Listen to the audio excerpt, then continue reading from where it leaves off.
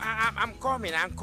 If you hand over to government to maintain, the budget the money and share it. To live in that particular place that the house is.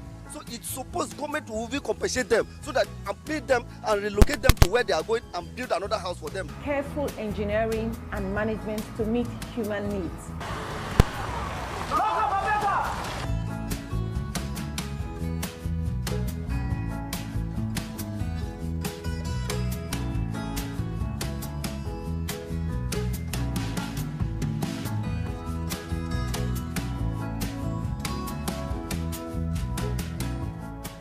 Thanks for joining us on another episode of Property Doctor, the show that brings to property owners and property users the easiest remedies to maintain your homes, to manage your homes, to help you save time and money. This program sometimes gives to professionals tips on how to manage their resources and even their time.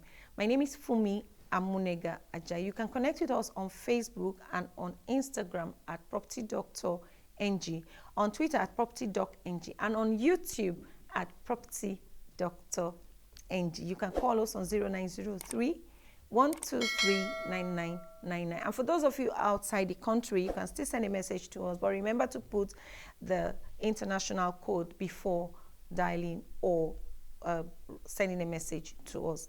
Today we'll be talking about eco-friendly building materials or alternative building materials that are eco-friendly. What do you mean by eco-friendly? We mean materials that are not harmful to the environment and its people. Eco-friendly simply means earth-friendly, not harmful to the environment, and it is people-friendly.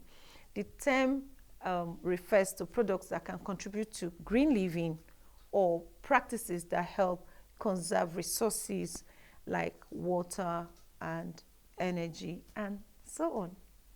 Eco-friendly products also prevent the addition or contribution to air pollution, land pollution, and even noise pollution. Let's look at some of these materials we'll be talking about that can be used for construction that are termed as eco-friendly, and how can we use them to save the earth, save cost, save time and money, also for easy maintenance and for management. In our previous episode, we talked about materials used for building or building materials. We talked about the natural materials and the man-made materials. Today, we'll still be looking into the natural materials that can be used instead of the usual materials that we know. Looking at these materials, for some of them, we have substitutes already, but for some, we cannot replace them for now because man does not have that knowledge for now. Only God created structures and created the earth without beams, without columns, without anything. And the earth is still standing and is staying here for now. There's been no failure, no structural failure, no foundational failure, no failure whatsoever. It's only God that can do that. So let's talk about our natural materials. Our natural materials are like sand, stones, water, wood, and so on. Also, we are going to talk about the man-made materials. The man-made materials include tiles, include cement, paint, glass, so many other materials that we use in construction. But let's discuss these materials that can be used to replace some of the materials I mentioned earlier. So let's look at the natural and man-made materials that can be replaced. There are some materials that we cannot do without, but we want to talk about those ones which we can do about. You may ask, which one? A lot has been happening in the construction world to make things easier, better, cheaper, and guess what? More beautiful. So our natural materials are some of the things we will talk about right now. Let's take a look at concrete. Concrete is a man-made material. This man-made material is from natural materials like fine and coarse aggregates, which include your sand, your gravel, your water, mixed with cement in right proportion. And these materials are getting very expensive because the demand is so high and the supply is not meeting up. The cost is increasing And if you're in Nigeria, you need to actually sit up when you want to build a house right now, because we do not even know why these prices are going so high. And we have most of these natural resources in abundance. If you have an idea, please send a message to us below or leave a comment below about why you think the prices are going up and what we can do so that we can learn from you. Bricks is another material we'll be talking about. We showed you in one of our videos how you can produce bricks using laterite mixed with cement and sand compressed together. This is actually eco-friendly. Now, when you mix these materials together, you get solid bricks, and it can be put together. These bricks can be put together to form a wall. The beauty of these bricks is that it can be beautified, it can be painted, it can be rendered, it can be plastered, and you can even dismantle the wall if you do not want to use that same wall again. You can bring it down and reuse your bricks by reassembling it again in the way you want and have a minimal wastage from those blocks, unlike when you use the concrete blocks. So you can reuse your bricks to build another wall. When you stay in a building where these bricks were used for walls, you find out that it's cooler inside. Remember those clay pots used to store water in those days? You will recall that the water used to be cool. When water is stored in those clay pots and you want to drink from that pot of water, you find out that the water inside the pot remains cool. That's the feel you get when you use this kind of bricks to build your home. So the rooms remain cool. You save money on power for cooling, and your room will not be hot. What do you think about using these bricks to build your walls? Another material we'll be talking about is using byproducts of other materials. Is another option of using eco-friendly materials or alternative building materials. Let's look at timber.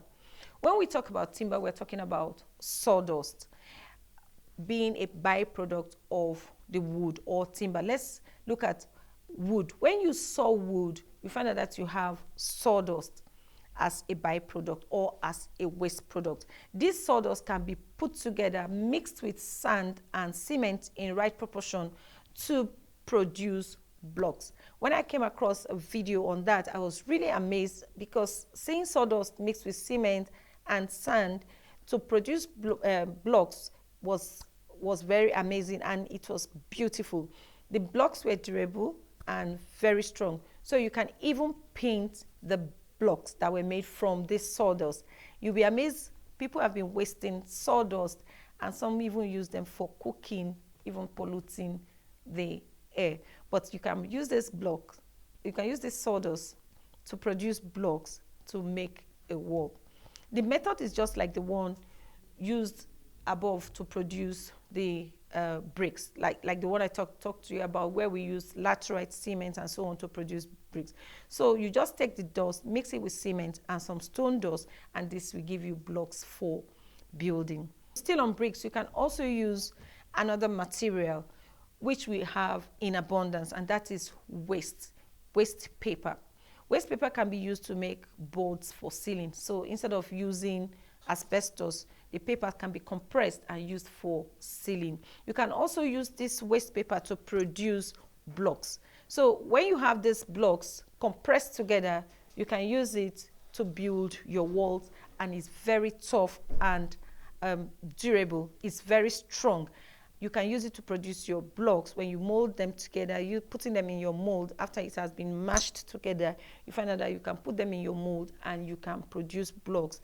Use them to do maybe your internal partition in your house. This will help you save money, and it will save time.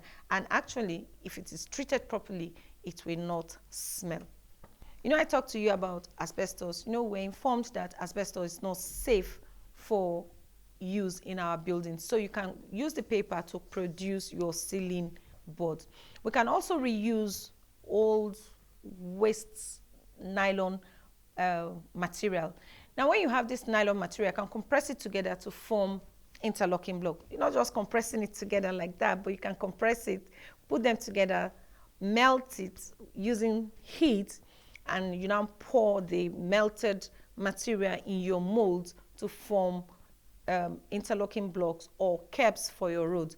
You know, these materials do not decompose easily, so it's durable and it can last for a long time. Some people asked about its safety against fire and heat and all other things. But you know, other materials were added alongside with this one, so it cannot melt easily and it cannot be easily flammable. For you to get these blocks made from waste nylon, you need heat. You heat it properly, you crush the nylon material and you mold it with other things. Some people add cement to it so that you can use it to form your blocks over time. Some people are concerned about its safety. Let's have your opinion in the comment section below about the safety of this nylon material that has been used to produce interlocking blocks. Please leave a comment below. The next thing we'll be talking about is concrete. Here, when we want to produce concrete, we use coarse and fine aggregate. Like I mentioned earlier, we need cement, we need water, we need admixture, as the case may be. So for the coarse aggregate, you know, it has its own characteristics. It is tough, it is durable, it does not decay, it does not deform, and so on. So any material that can possess this kind of characteristic is what we are going to talk about today. In some areas, like the riverine areas where you have a lot of seafood, some of this seafood have shells. You can use the shell. Some of you may ask, what kind of shell? Shell of items like periwinkle. You can use this shell of periwinkle instead of coarse aggregate for your concrete mix. So you use your periwinkle shell, empty shell, clean, and add it together with your fine aggregate, with your cement and your sand. You can get concrete in this form. Other people use shell from coconut. You know, it is actually tough, it does not deform. You can use this if you have them in abundance. Some people also use the shell from palm kernel for your coarse aggregates or to replace your gravel. This can be used for small construction, not for large construction, except you have them in large quantity or it is readily available.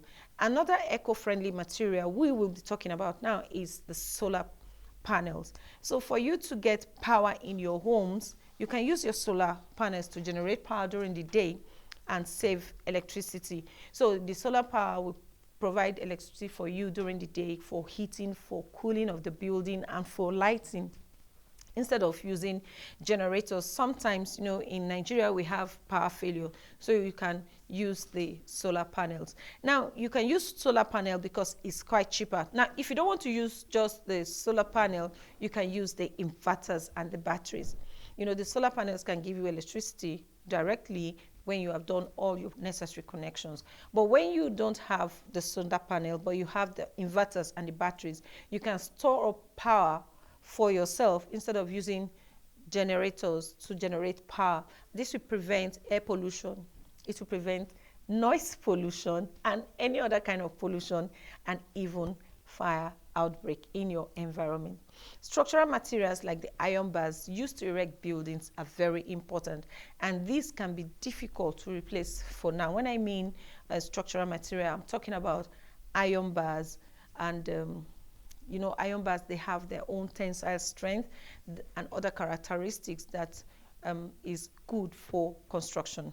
Do you know any other material we can use to replace our iron bars for now? I do not know for now, but you can leave a comment below concerning the structural materials that we can use for construction.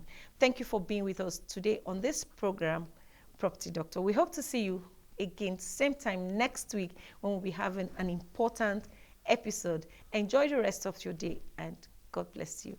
Bye.